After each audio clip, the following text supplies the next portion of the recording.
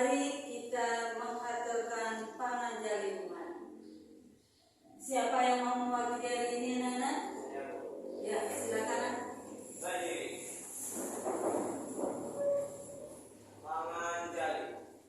Om Swastiastu. Teman-teman, sebelum kita mengawali pembelajaran hari ini, mari kita melakukan doa. Berdoa dimulai.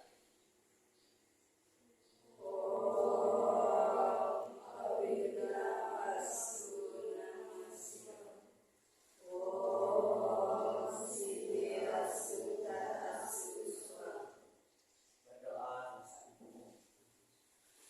Anak-anak silakan duduk kembali. Sebelum pembelajaran dimulai, Ibu ingin mengetahui apakah ada anak-anak yang hadir, yang tidak hadir. Untuk itu, Ibu akan mengecek kehadiran anak-anak semua.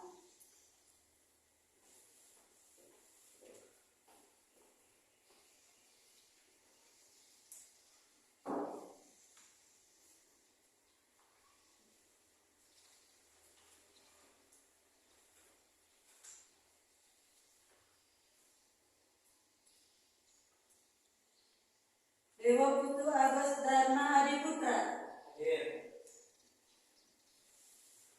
Dwi Kasen Mega Tias Angreni, Hadir. Gede Andika Trisnawan, Hadir. Igusti Ayu Pratnyaswari,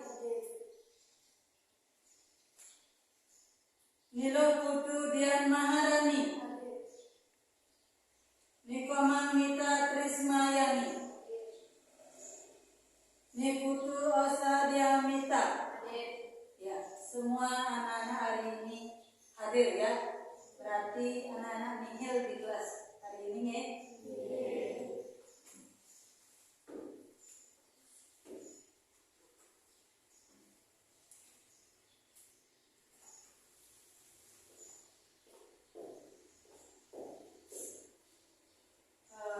Anak-anak, sesuai dengan pembelajaran hari ini ya, yaitu tentang materi Atman. Nah, apakah anak-anak masih ingat apa yang Ibu jelaskan minggu lalu, yaitu tentang Atman? Apa itu Atman, anak-anak?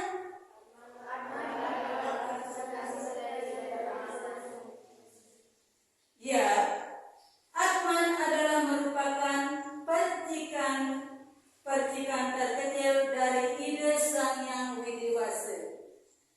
Dan yang Ibu sudah jelaskan juga di minggu lalu, yaitu tentang sifat-sifat Atman. Ada yang ingat, anak-anak? Sesuai dengan apa yang terdapat di dalam Kitab Suci Bhagavad Gita, yaitu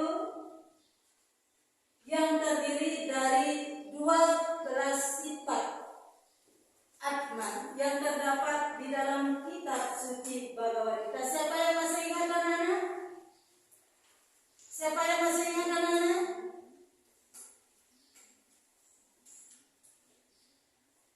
Saya Bu.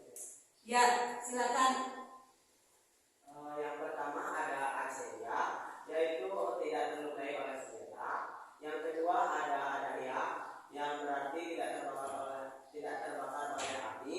Yang ketiga ada Apledia, yang tidak terkeringkan oleh angin. Yang keempat ada Asesya, tidak terbasahkan oleh air.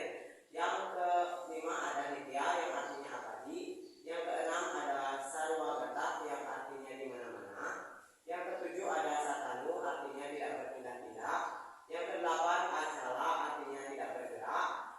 Yang kesembilan ada Awyakta, yang artinya tidak terlahirkan.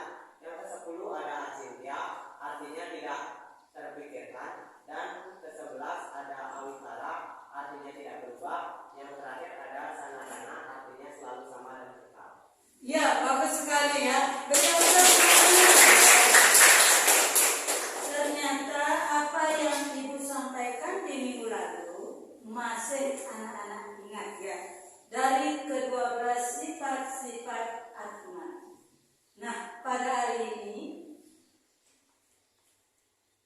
Ibu akan menyampaikan materi yaitu tentang trisairen.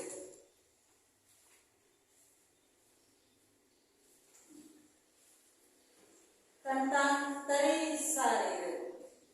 Jadi sesuai dengan kompetensi dasarnya, ya, memahami Adnan sebagai sumber hidup.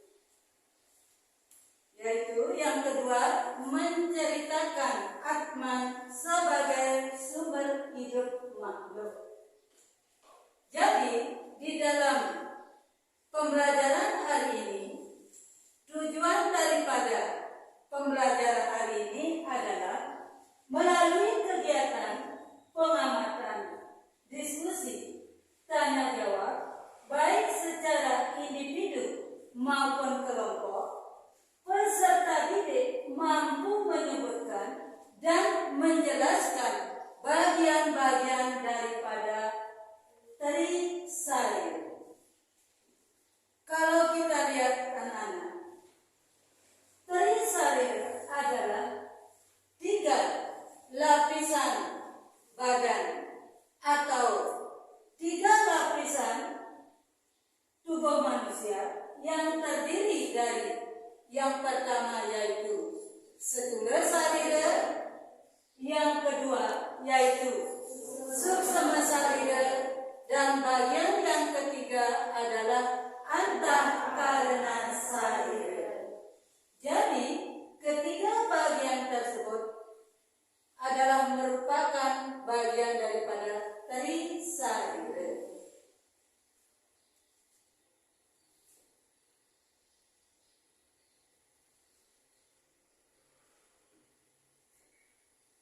Anak-anak, siapa yang tahu ya bahwa dalam tubuh manusia terdiri dari 3 bagian, yaitu yang pertama setula sarira atau badan wadah manusia. Kalau kita lihat badan wadah manusia atau tubuh manusia itu sendiri terdiri dari berbagai zat atau unsur. Jadi tubuh manusia itu kalau kita lihat terdiri dari 5 unsur. Mungkin ada yang tahu anak-anak? Kelima bagian unsur tersebut disebut dengan apa anak-anak? Ya, kelima unsur yang membentuk badan wadah manusia itu sendiri disebut dengan panca mahabhuta, yang terdiri dari nomor 1 yaitu apa anak-anak? Siapa yang tahu? Pertiwi. Ya, apa itu pertiwi pada tubuh manusia?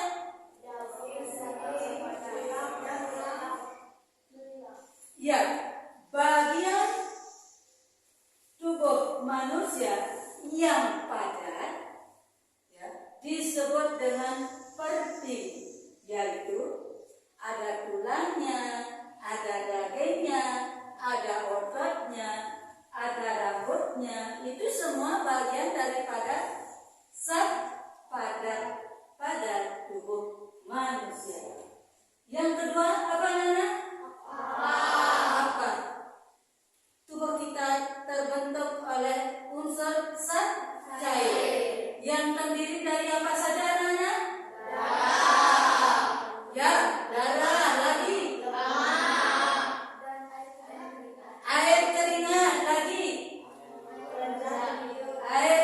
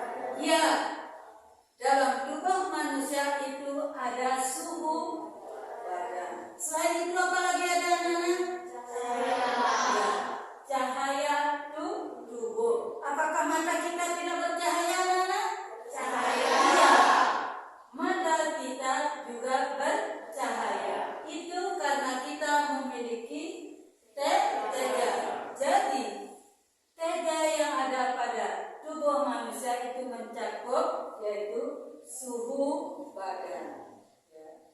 Cahaya tubuh, cahaya pancaran sinar mata kita. Jadi kalau tubuh kita sehat akan kelihatan bercahaya. Itu karena ada teja. Yang keempat yaitu bayu. Apakah anak-anak memiliki bayu dalam tubuh kita? Apa buktinya? Iya, bernapas. Apakah anak-anak dengan adanya tenaga mampu bergerak? Iya. Bayu itu pada tubuh manusia adalah merupakan suatu sumber tenaga. Anak-anak bisa bergerak, bisa melaksanakan aktivitas. Itu karena ada bayu. Di samping napas, apalagi ada anak-anak pada tubuh kita? Iya, apalagi? Gas ya. Jadi itu adalah merupakan bayu yang ada pada tubuh kita, atau pada tubuh manusia. Dan bagian yang kelima itu disebut dengan apa? Ya, akase. Akase pada tubuh manusia itu adalah merupakan zat ruang yang ada pada tubuh manusia. Mana bagian-bagian zat ruang yang ada pada tubuh kita, Nana? Ya, tenggorokan. Lagi? Rongga dada. Ini apakah punya lubang, anak telinganya? Ya. Lagi apa ada? Selain itu mana lagi? Apakah kulit kita ada lubangnya, anak? Ya, itu kulit kita memiliki pori, berarti dia berlubang. Jadi banyak sekali ada zat ruang yang ada pada tubuh manusia. Ya, banyak sekali ada zat ruangnya pada tubuh manusia. Dari bibir, telinga, hidung, ya, rongga dada, dan pori-pori kulit, dan sampai bagian usus pun punya lubang. Jadi banyak sekali zat ruang kita yang ada pada tubuh manusia yang disebut dengan akase. Bagian trisarira yang kedua yaitu suksema sarira. Jadi kalau kita lihat suksema sarira adalah badan halus atau badan astral, atau pula disebut badan roh. Akibat persatuan antara unsur panca tanmatra dengan redaya. Jadi kalau kita lihat suksema sarira ini meliputi apa aja, anak-anak?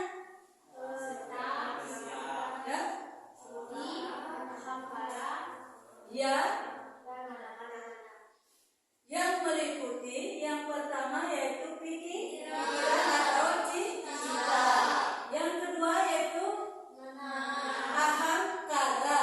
Yang ketiga adalah mana. Jadi pada tubuh manusia inilah yang membentuk tiga sifat manusia yang disebut dengan triguna. Ya. Nah, bagian yang ketiga yaitu antahkarana sarira. Antahkarana sarira adalah disebut juga badan penyebab yang menyebabkan makhluk hidup dapat beraktivitas. Dapat dikatakan sama dengan jiwa. Jadi apakah antahkarana sarira ini merupakan badan halus, anak-anak? Iya. Antahkarana sarira ini disebut juga badan halus. Lanjut ya, anak-anak. Kalau kita lihat ya, dalam cerita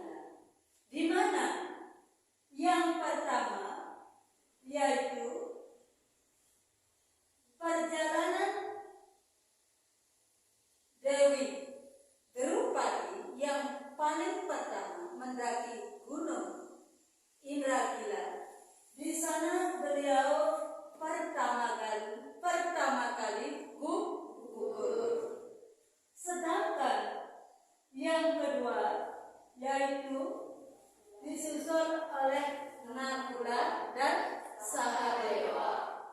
Kemudian disusul lagi oleh Arjuna dan bagian yang keempat yang menyusul adalah Sang Bima. Jadi kalau kita lihat anak-anak dalam tubuh manusia,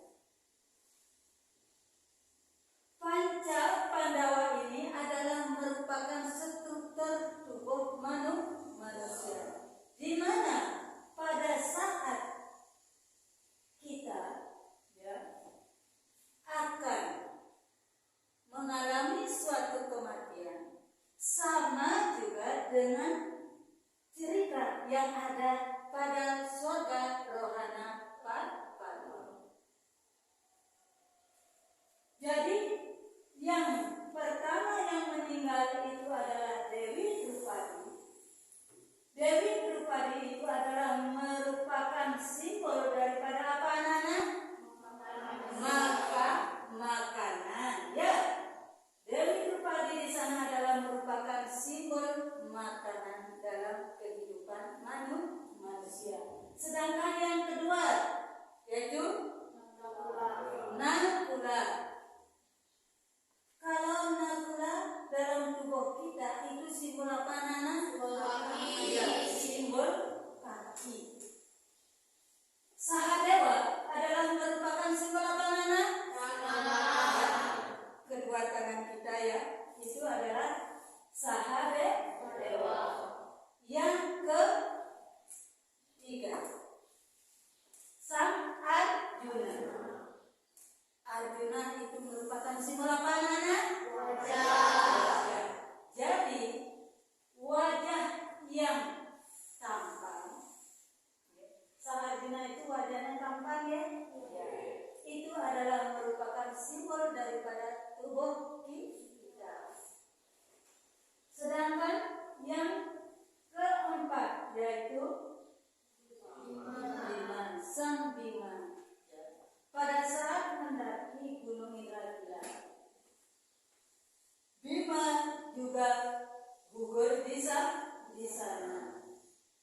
Kalau kita lihat, Bima itu adalah merupakan simbol apa anak-anak? Tenaga pada tubuh manusia atau bayu. Jadi yang dapat mendaki Gunung Indragila itu siapa anak-anak? Ya, yang dapat mendaki Gunung Indragila itu adalah Sang Yudhistira atau sering disebut atau dipanggil Sang Dharmawangsa. Ya, nah jadi Sang Yudhistira ini mampu mendaki Gunung Indragila sampai ke puncaknya. Sang Yudhistira adalah tubuh manusia adalah merupakan simbol atma atau kebenaran dan diikuti oleh seekor anjing. Anjing itu merupakan simbol apa anak-anak? Anjing itu adalah merupakan simbol daripada subel karma daripada manusia itu sendiri. Jadi subha karma. Subha artinya apa anak-anak? Perbuatan yang baik. Asubha karma, perbuatan yang buruk. Jadi kalau kita lihat dari cerita surga rohana Parwa, siapa yang mampu berbuat baik, dia akan bisa masuk surga. Jadi satu-satunya yang ada dalam cerita ini di surga rohana Parwa yang mampu mendaki Gunung Indragila adalah Sang Yudhistira. Beliau adalah merupakan simbol daripada kebenaran atau dharma. Nah, anak-anak, untuk lebih menambah pemahaman materi ini, silakan membuat rangkuman apa yang tadi anak-anak dengar pada saat ibu menjelaskan tentang Trisarira. Silakan anak-anak rangkum.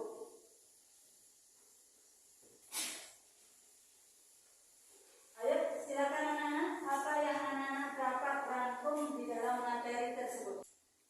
Udah ya? Udah? Ya. Siapa yang pertama? Sudah selesai? Ya, silakan.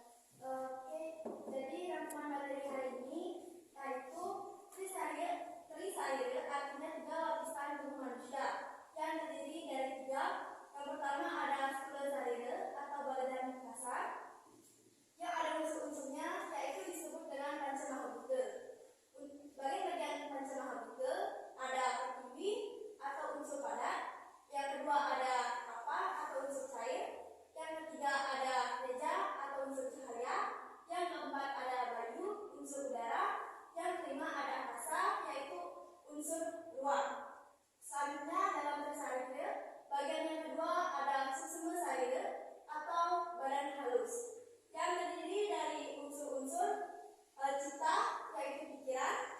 Yang kedua ada ahamkara atau nafsu. Yang ketiga ada mana atau perasaan. Dan keempat ada indria atau keinginan. Selanjutnya bagian yang ketiga ada antakarana sarira atau lapisan tubuh paling halus yang contohnya itu anma. Ya, bagus sekali dari teman-teman. Luar biasa ya, temanmu mampu menambah wawasannya hari ini ya. Jadi kalau kita lihat sesuai dengan apa yang disampaikan oleh temanmu itu sudah sangat luar biasa. Masih semangat anak-anak? Masih. Masih ya? Masih. Kalau begitu mari kita melaksanakan toko semangat. Ya,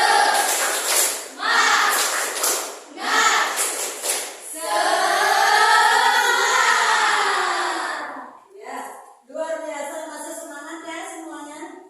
Ibu lanjutkan ya.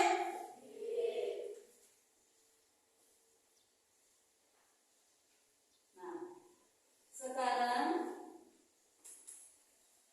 kita akan melaksanakan kegiatan latihan soal. Apa yang telah tadi disampaikan, semoga anak-anak dapat menyelesaikan latihan soal. Dan anak, silakan anak-anak kerjakan lewat kertas lempiran. Nih, silakan anak-anak memakai kertas lempiran dan hasilnya nanti tolong dikumpulkan.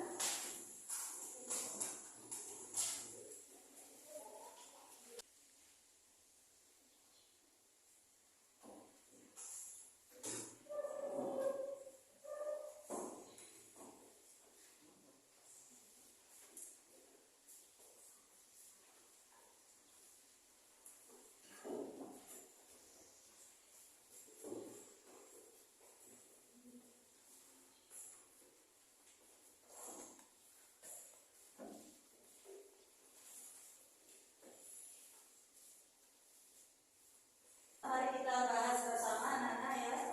Apakah yang dimaksud dengan Trisarira? Siapa yang bisa? Nih, silakan. Trisarira artinya 3 lapisan badan manusia. Trisarira artinya 3 lapisan badan manusia. Tepuk tangan anak-anak. Oke, Kak. Bagus sekali jawabannya ya. Yang kedua, siapa yang bisa menjawab? Sebutkan bagian-bagian daripada Trisarira. Ya. Yang Adik. pertama ada yang namanya Sthulesarira, yang kedua ada Susuma Sarira, dan yang terakhir ada Antakarana Sarira. Ya, bagus sekali anak.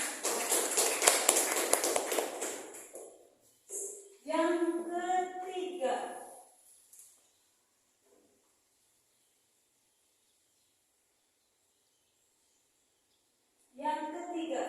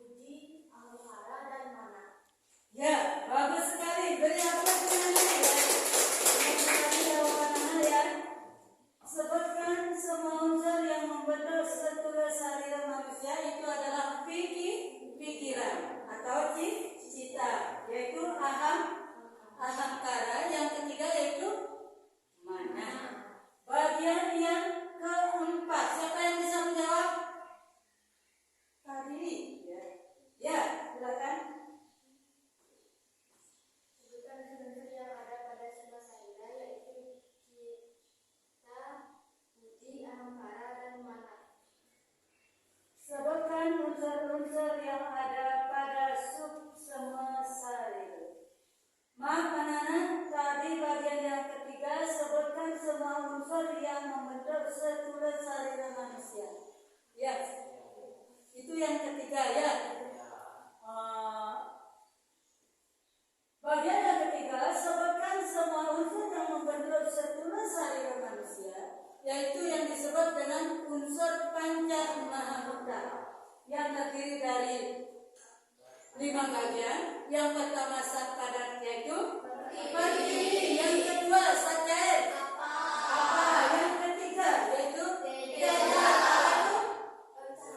cahaya, yang keempat bayu, yaitu apa itu bayu?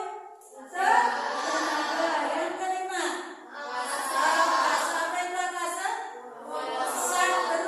ruang yang ada pada tubuh manusia. Jadi yang keempat yaitu sebutkan unsur-unsur yang ada pada suksema sarira. Jadi sudah tadi dijawab ya. Yang bagian keempat, unsur-unsur yang ada pada suksema sarira mengikuti apa aja Nana? Cita lagi? Ya? Iya. Ya. Cita atau pikiran. Yang kedua yaitu ahamkara, yang ketiga yaitu mana. Dan yang kelima, soal yang kelima siapa yang bisa menjawabnya? Ya, silakan. Dalam keadaan mimpi, apa disebut dengan biasa? Ya.